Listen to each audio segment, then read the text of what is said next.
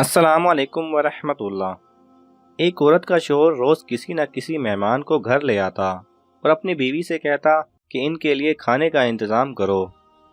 रोज़ाना वो मेहमान के लिए खाने तैयार करती।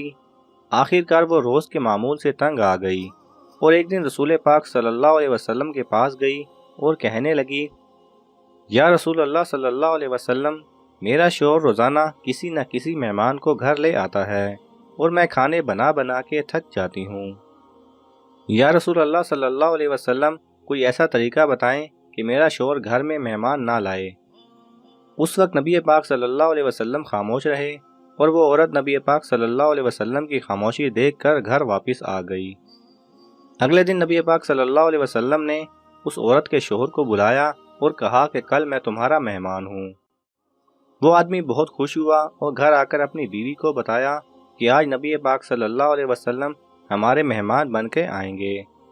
उसकी बीवी बहुत खुश हुई और जल्दी से अच्छे अच्छे खाने बनाने लगी। जब नबी पाक सल्लल्लाहु अलैहि वसल्लम उस औरत के घर आए तो नबी पाक सल्लल्लाहु अलैहि वसल्लम ने उसके शौहर से कहा कि जब मैं खाना खा के वापस जाने लगूं तो अपनी बीवी से कहना मेरे घर से निकलते तक पीछे देखती रहे। उसकी बीवी ने ऐसा ही किया।